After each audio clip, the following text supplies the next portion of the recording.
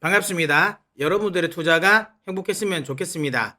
캐시메이커 문서진입니다. 일단 오늘은 제가 이제 이틀 전인가요? 하여튼 CPI 발표 전에 제가 프리뷰를 해드렸죠.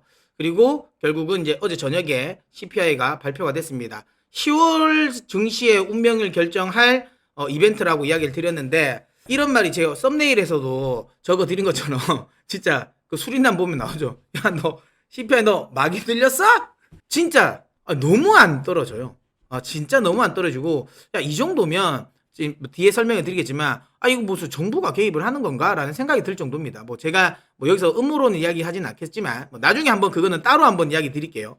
따로 한번 음모론 관련 이야기는 제가 따로 한번 영상을 찍어 드리도록 하겠는데, 어쨌든 희한하게 떨어져야 될 게 안 떨어지고, 근데 그랬던 것 같아요. 아무튼 뒤에 이제 세목별로 제가 하나씩 좀 상세하게 설명해 드리도록 하겠고요. 어쨌든 이번 CPI와 관련된 부분을 또 분석을 해드리고, 그 다음에 그렇게 근데 이렇게 안 좋은데 시장은 그러면 왜 그렇게 올랐지? 저점 대비해서 보면 5%나 올랐잖아요. 나스닥 기준으로 보면. 왜 이렇게 많이 올랐지라는 거, 그 다음에 앞으로 그렇다면 시장이 앞으로 어떻게 될지와 관련된 부분까지도 다 이야기 드리도록 하겠습니다. 끝까지 시청해 주십시오. 자, 그러면 먼저 CPI부터 한번 보겠습니다. 이 마귀 들린, 이 사탄 들린 CPI 안 꺾여요. 엄청나게 안 꺾이고 좀 답답하죠. 그러니까 시장의 예상은 8.1이었는데 이거를 넘게 나왔습니다. 8.2. 물론 그나마 그래도 어쨌든 하락하고 있다라는 거는 그나마 다행스러운 부분이지만, 그래도 시장 예상치를 상회했다는 건 좀 아쉽다. 그 다음에 중요한 건 문제가 되는 건 이거죠. 코어죠. 코어는 다시 40년 내 최고치를 찍었습니다. 6.6이 나왔고 시장 예상치인 6.5를 넘겼어요. 근데 딱 요거를 보면 그거는 알 수 있어요. 지금 요거 제가 그 이전에 그 CPI 그 프리뷰 영상을 보면 아시겠지만, 이게 클리브랜드 연은에서 예상한 CPI가 딱 이 정도였어요. 그러니까 클리브랜드 연은의 조사가 맞았어요. 그렇게 따지면. 그러니까 이게 시장에 어찌 보면 전혀 새로울 거는 없어요. 다만 블룸버그 예상이 그러니까 대체적으로 투자자들이 블룸버그 예상을 많이 보니까, 그러니까 블룸버그 예상보다는 좀 더 많이 나온 거죠. 근데 어찌 되었던 이게 맞네 틀렸네 이런 것보다 중요한 건 시장에서 인플레이션이 지금 안 꺾이고 있다라는 게 아무래도 이번 지표에서도 나타났다. 나름 그래도 희망을 가졌죠. 야, 유가가 많이 떨어졌는데 그래도 좀 이번에는 좀 많이 좀 하락을 하지 않을까라고 했는데 여지없이 이걸 좀 빗나가게 만들었습니다. 자, 그러면 왜 이게 빗나갔냐라는 건데요. 한번 세목별로 보겠습니다. 제가 이전 영상에서 설명을 드렸던 것 중에 음식료 가격은 안 떨어질 것 같다. 하지만 얘들도 천천히 떨어질 거다라고 했죠. 그래서 음식료 가격만 상승폭만 그렇게 크지 않으면 생각보다 괜찮은 이 CPI를 볼 수 있을 것 같다라고 제가 이야기 드렸는데, 다행스럽게 어쨌든 음식료 가격은 상승폭을 더 늘리지는 않았어요. 딱 지난, 물론 지금 또 높죠. 예, 0.8, 0.7 이런 거면 굉장히 높은 겁니다. 높은 건데 그래도 어쨌든 그러니까 전월과 거의 비슷한 흐름을 지금 유지했다라는 거는 그나마 다행스럽다라는 거고요. 근데 음식료 가격 자체도 최근에 조사를 보니까 서비스업 쪽에서의 레스토랑 가격이 좀 내렸더라고요. 그러면 이게 11월 달이나 10월, 11월 달에는 지표에는 좀 반영이 되겠다라고 볼 수 있겠죠. 그렇다면 음식료 가격은 이제 조금씩은 그러니까 상승폭은 확실하게 좀 누그러지겠다. 그러니까 상승 각도는 이제 좀 피크를 찍었다라고 생각할 수는 있어요. 그럼 요 부분은 나쁘진 않거든요. 그 다음에 예상했던 것처럼 에너지 가격이 하락을 했습니다. 그래서 에너지 가격이 하락을 하면서 헤드라인 CPI를 좀 낮추는 요인을 줬죠. 요것도 예상했던 건데요. 중요한 건 제가 지난번에 예상했던 거랑 다른 게 뭐였냐면 이겁니다.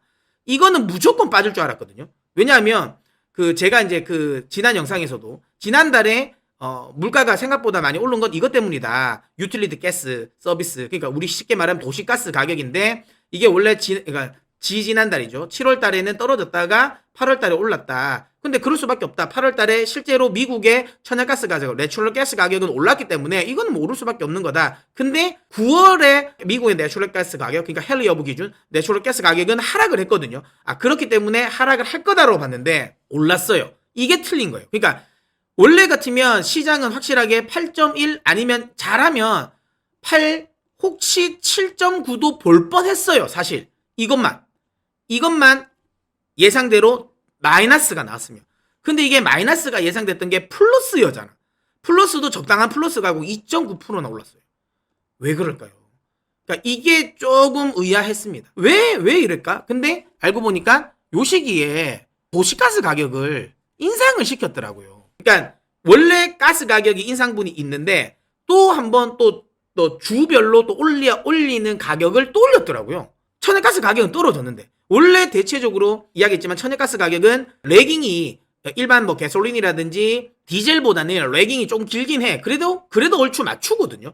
근데 떨어졌는데도 원료 가격이 떨어졌는데 이걸 인건비 상승이나 이런 요인으로 추가적으로 더 올렸단 말이에요. 이게 제가 보기에는 좀 그런데? 라는 생각이 들었어요. 근데 이건 정부가 컨트롤하는 거니까. 그래서 뭐야? 라는 생각이 든 거죠. 그러니까 이건 예상할 수 있었던 부분인데 예상치와 너무 다르게 나와서 요거 나왔다고 보는데 중요한 건 이게 다음 달에는 꺾일 거예요. 다음 달에는 이건 꺾인다. 왜냐면 지금 2달 연속 오를 만한 이슈는 아니거든요. 왜냐면 지금 또 천연가스 가격은 하향 안정화되고 있기 때문에 이게 지금 2달 연속으로 계속 하향하고 있는데 천연가스 가격을 도시가스 가격이 더 추가적으로 올릴 수는 없어요. 그렇다면 이건 다음 달에는 무조건 떨어질 거라는 건 알 수 있겠죠. 하지만 그래도 어쨌든 이건 좀 의외였다라는 생각이 들고요. 다만 다음 달에도 그러면 CPI가 그럼 내릴 수 있을까? 그거는 관건이 이겁니다. 음식료가 떨어져 주면 내릴 수 있는데 왜냐하면 이 지금까지 그러니까 석 달 동안 헤드라인을 내리는 요인인 에너지 가격이 이번 달에는 올랐습니다. 물론 아직까지 절반밖에 안 갔으니까 뒤에 어떻게 될지는 모르겠죠. 하지만 만약에 지금 정도의 흐름이라면 오히려 에너지 가격은 오릅니다. 그러면 CPI는 오히려 이번에는 떨어진 게 아니라 다음 달에는 아까 말한 것처럼 도시가스 가격과 이 음식료 가격이 안 잡히면 올라갈 가능성이 있어요. 헤드라인은 그렇다라는 거고. 그 다음에 이제 코어, 뭐 쉽게 지금은 이제 시장에서 좀 주목하고 있는 코어인데 이것도 제 예상과 꽤 많이 맞았어요. 제가 신차 가격과 그 다음에 중고차 가격은 떨어질 거라 그랬죠. 근데 확실하게 신차 가격의 상승폭은 줄었고, 근데 이거는 계속 이어질 거예요. 그 다음에 중고차 가격은 확실하게 확 꺾였어요. 근데 이것도 다음 달에는 더 꺾을 겁니다. 지금 분위기가 더 그렇고. 그 다음에 제가 어페럴, 근데 의류도 이게 간절기로 가면서 떨이를 할 거라 그랬잖아요. 재고 처리를 하기 위해서 가격이 인하할 거니까 이건 떨어질 가능성이 있다고 했는데 예상대로 이것도 떨어졌습니다. 이것도 다 떨어졌고, 그리고 쉘터 가격도 다행스럽게 더 오른 폭을, 그러니까 음식료처럼 오르는 폭이 일단은 이제 좀 멈춘 건 맞아요.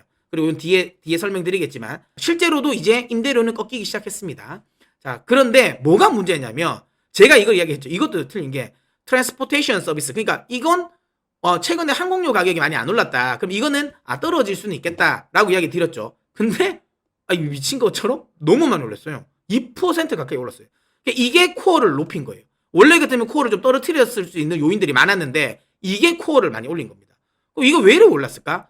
아니 항공료가 그렇게 많이 안 올랐는데 왜 그래 많이 올랐을까? 라고 보니까 지금 그 애들이 이제 방학을 뭐 학생들도 대학생들도 방학을 끝냈고 개학을 했죠. 그 다음에 초중고등학생들도 미국에 방학이 개학을 하면서 이동량이 통행량이 많아진 것도 있고요. 그리고 그때 마침 또 왜 그 시기에 맞춰서 지하철 요금이랑 그 다음에 택시 요금, 그 다음에 버스 요금이 미국에 올랐더라고요.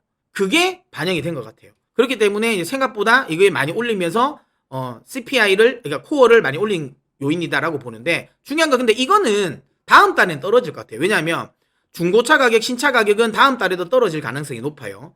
그 다음에 뭐 어퍼레일 같은 경우는 뭐 잘 모르겠는데 중요한 건 주거비는 확실하게 다음 달부터, 그러니까 시간이 지나면 지날수록 떨어질 겁니다. 주거비 자체가 굉장히 레깅이 긴, 굉장히 후행적인 지표거든요. 지표기 때문에 이제 시간이 지나면 확실하게 주거비는 빠진다라고 보시면 되고요. 그 다음에 중요한 건 아까도 이야기드렸지만 이번 달에 그러니까 코어 CPI를 많이 올렸던 이 교통 서비스와 관련된 부분도 어쨌든 요금 인상이 일단은 마무리가 됐기 때문에 다음은 이거보다는 좀 떨어지지 않을까라는 생각을 합니다. 그리고 계절적으로도 좀 이동이 좀 줄 수 있는 또 계절이기도 하니까 요거는 떨어진다. 그렇다면 다음 달은 헤드라인은 올라갈 가능성이 있다. 다만 코어는 내릴 가능성이 있다라는 거. 그렇다면 코어가 내린다라는 거는 결국에는 코어가 지금 코어 CPI가 이번에 6.6을 찍은 게 피크라고 인식할 수도 있는 요인이긴 합니다. 그리고 제가 이제 주거비와 관련된 부분이 이것도 막 공부를 하면서 본 게 그게 있더라고요. 쉘터 가격이 생각보다 많이 안 빠지는 이유 중에 하나가 실제로 여기 보시면 주거비는 실제로는 빠집니다. 이게 뭐냐면 레드핀에서 조사하는 건데 실제로 이렇게 빠지고 있다라는 거죠. 예, 실제로 빠지고 있다라는 겁니다. 근데 이제 왜 이렇게 실제로는 임대료가 빠지고 여러분도 아시는 것처럼 미국의 주택 가격 자체도 굉장히 많이 빠지고 있거든요. 그럼에도 불구하고 왜 이렇게 임대료, 이 쉘터 가격의 조사가 왜 이렇게 더디냐라고 보시면 왜 그러냐면 딴 게 아니고요. 그겁니다. 그 조사하는 항목 중에 OER이라는 게 있어요. 이게 뭐냐면 내가 실제로 임대를 하고 내놓고 있지는 않은데 내가 그 집에 살고 있어요. 근데 그 사람들한테 하는 거야. 만약에 네가 이 집을 임대를 주면 얼마를 받을 거야? 라는 질문이 있습니다. 나 그 질문 왜 하는지 모르겠는데 어쨌든 그 질문이 있어요. 그게 항목에서도 쉘터 조사하는 항목에서 비중이 40%나 돼요. 꽤 높아. 왜 하는지 모르겠는데 어쨌든 그걸 합니다. 그러면 여러분도 한번 생각해 보세요. 만약에 여러분이 지금 집을 가지고 있는데 내가 집 얼마 내줄까 하면 싸게 내겠어요? 시장 대비해가지고 시장 가격보다 싸게 뭐 예를 들어 시장에서 만약에 한 달에 한 200만 원 정도 한다 그러면 나는 한 190만 원 정도로 받으면 충분할 것 같아요. 그거 누가 말합니까? 안 하잖아. 그보다 항상 시장 가격보다는 더 높게 말하겠지. 그리고 또 중요한 건 시장의 가격이 빠지는 것보다도 굉장히 뒤에 한참 빠지고 나서나 이제 좀 쉽게 말하면 그래 우리 집값도 이만큼 빠졌구나 이렇게는 못 받겠구나 생각할 거 아니야. 그게 굉장히 후행적인 그거거든요. 지표거든. 그러니까 그게 포함이 되니까 쉘터 가격이 생각보다 안 빠지는 건데 이거는 이제 계속 빠질 수밖에 없습니다. 지금은. 그렇기 때문에 코어는 어찌 보면 이번 달이 피크일 가능성이 높아요. 그래서 이걸 가지고 해석을 만약에 억지로라도 긍정적으로 만약에 판단을 한다면 코어 CPI에 피크를 찍었을 수도 있다라는 기대감으로 올랐다라고 이야기할 수는 있겠죠. 근데 그건 아닙니다. 그래서 CPI의 오늘 내용을 종합을 해보면 긍정적인 게 살펴보면 조금씩 따져보면 긍정적인 게 있긴 하다. 하지만 이게 시장을 들어 올릴 만한 긍정적인 요인은 아니다라는 거예요. 자, 그러면 오늘 그러면 왜 올렸냐? 딴 거 없습니다. 딱 이거 하나입니다. 그냥 뭐 요즘에 지금 뭐 영상이 이런저런 막 다른 것들 막 분석해 놓은 분들도 많더라고요. 뭐 대만 때문이다 하는 분도 있고 그다음에 트러스 총리 이제 그 감세한 철에 뭐 이것 때문에 올랐다 아닙니다. 다 아니고요. 그냥 이겁니다. 딴 거 아니라 딱 요거 하나. 뭐냐면 지금 요즘 시장은 액티브 펀드들의 매수는 없어요. 그러니까 사람이 생각해서 매매를 하는 펀드들은 거의 매매를 안 합니다. 왜? 잘 모르기 때문에. 저도 그렇잖아요. 저도 여러분들에게 맨날 하는 말이 뭡니까? 시장이 지금 변동성도 크고 방향성을 모르겠다. 하지 마라. 그냥 일단은 관망을 하자라고 하잖아요. 그러니까 사람이 생각하는 이런 매매를 하는 액티브 펀드들은 지금은 액션을 많이 취하지 않아요.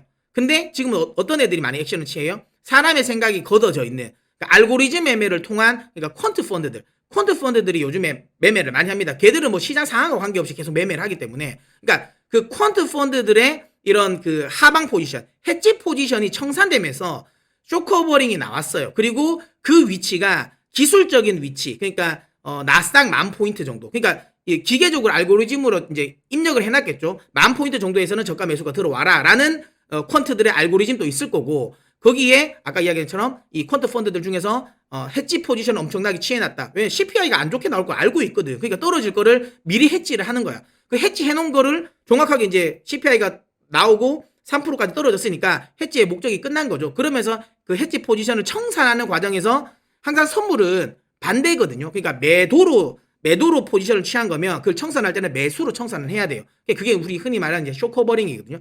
이 쇼커버링이 나오면서 이게 많이 올랐다라고 보시면 돼요. 이게 뭐 정확하죠. 왜냐하면 이게 풋옵션의 프리미엄입니다. 그러니까 매도를 치기 위해서 드는 돈이 얼마나 드냐는 건데 이거는 리만 때보다도 지금 더 높아져 있어요. 그만큼 기관 투자자들이 엄청나게 많이 매도를 했다라고 보시면 돼요. 그러니까 숏을 많이 포지션을 취했다라는 거라고 보시면 되고요. 결국에는 이게 커버링 되면서 올라갔다라고 보시면 되기 때문에 저는 이번이 그만 바닥을 잡았다. 아주 좋은 호재가 나왔다. 그래서 시장이 완전 반등하겠다라고 해석하시면 안 돼요.